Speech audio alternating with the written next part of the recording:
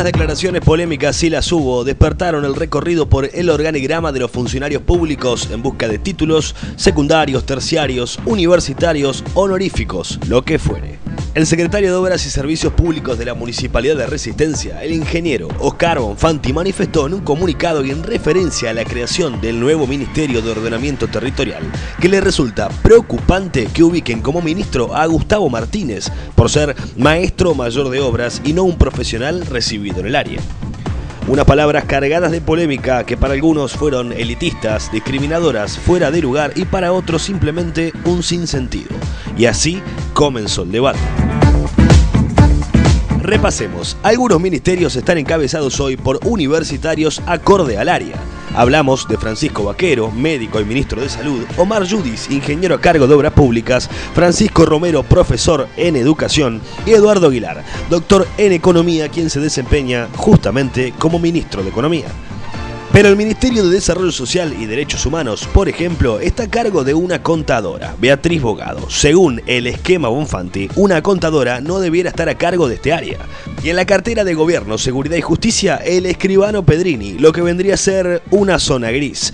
¿Este ministerio debería estar en manos de un experto en seguridad, de un abogado, de un juez? Difícil de definir. Se juzgará entonces si una persona debe tener estudios para ocupar cargos importantes o alcanza con que sea idóneo. Ambas quizás sean lo ideal. Depende en qué área del gobierno tiene que estar, digamos, pero tiene que pasar por una serie de requisitos para poder ingresar a la estructura del Estado provincial o municipal. ¿La educación académica es algo excluyente? No, entiendo que no. Nada más que para ejercer algunas funciones de tipo específica, la formación académica da, digamos, mayor capacidad de decisión o, por ejemplo, mayor o menor necesidad de asesoramiento externo para desarrollar determinadas obras.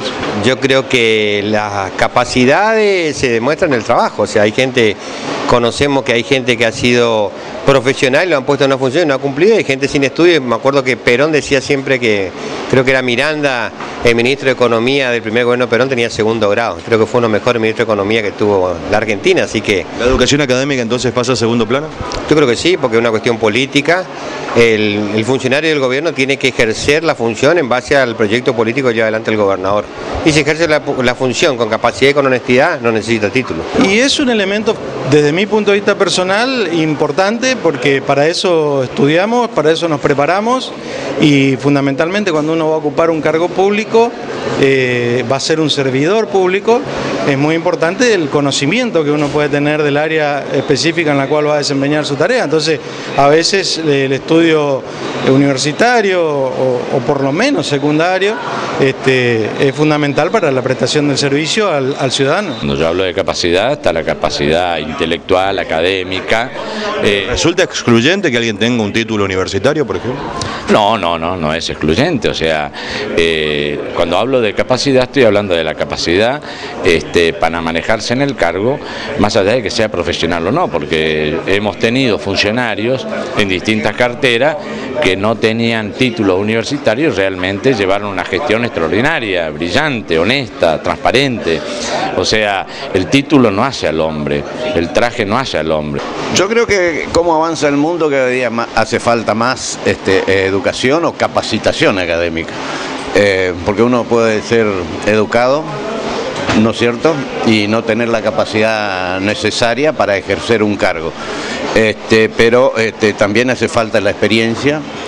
Y yo tengo otra visión con respecto a la experiencia de vida, es fundamental, y experiencia en gestión y experiencia en política. Vos me vas a preguntar, ¿por qué experiencia política? Porque hay situaciones que muchas veces la política puede consensuar cuando los técnicos no se ponen de acuerdo. Y hay otros ejemplos. El Instituto de Desarrollo Urbano y Vivienda es manejado por otro contador público, José Valentín Benítez. En la Secretaría de Planificación hay un ingeniero, Raúl Coduti. En la de Deportes y Turismo, Raúl Vittel, que no es deportista ni licenciado en Turismo y Hotelería, a lo que tampoco es José Ignacio Saife, subsecretario de Turismo. El nuevo Banco del Chaco, vaya ejemplo, tiene abogados en la presidencia y en la vicepresidencia. Y otra difícil, un ministro de la producción debe ser ¿Productor? ¿Cómo puede validar sin serlo un hombre o mujer que sabe del tema? ¿Es condición sine qua non contar con un título específico para una labor de gestión específica? ¿Solo los economistas o contadores pueden ser ministros de economía? Estos, a su vez, ¿están invalidados para otras funciones? Y el sillón más codiciado, el del gobernador de la provincia. ¿Para quién debe ser? El puesto de gobernador abarca todas las áreas de la provincia, desde la economía, pasando por la salud, la educación, la acción social, hasta la seguridad. Según la gran Bonfanti, el hombre indicado debiera ser Superman.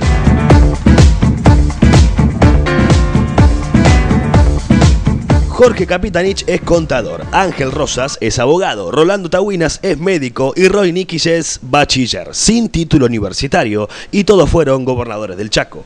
Y para ser presidente, bueno, encontraremos todos los ejemplos, o casi todos. En efecto, entre los últimos presidentes argentinos encontramos quizás demasiados abogados. Cristina Kirchner, Néstor Kirchner, Duhalde, De la Rúa, Menem, Alfonsín. Tuvimos desde 1810 a la fecha 69 presidentes. 30 de los cuales fueron militares, ningún economista, contador o ingeniero. Algo marca en este tema. Ciertos cargos son cubiertos por hombres especializados en un área determinada, otros por hombres o mujeres con capacidad de gestión pública, y como refuerzo existen colaboradores y asesores de todos los colores. Quizás el ejemplo más categórico para aquellos que defienden la idoneidad de una persona por sobre sus títulos es Lula. Inácio Lula da Silva, para muchos el mejor presidente de la historia de Brasil, cuyo único título en la vida fue ser obrero metalúrgico. Ya el mundo tuvo en una época gobierno de tecnócrata y así fue, hubo grandes revoluciones a raíz de ese problema. Esto del tema de la capacidad, la idoneidad y los títulos es para discutir. Hay personas que tienen las dos cosas, tienen título y tienen mucha capacidad. Hay otras personas que reúnen, por ejemplo, la capacidad de gobierno, la capacidad de gestión sin tener título universitario, pero tienen otros títulos, y el título más grande es el que le da a la calle, por ejemplo, ya lo decía Jauretche. También podrá analizarse qué título corresponde para el cargo de legislador, ya sea concejales, diputados o senadores. Y si de un título universitario dependiese toda designación, para algunos habría solo técnicos, más allá de sus cualidades como dirigentes, como administradores y como políticos. No faltó, tras las polémicas declaraciones del ingeniero Bonfanti, quien pensó en el ciudadano común, que ante la delicada clasificación honorífica quedaría afuera de muchas oportunidades.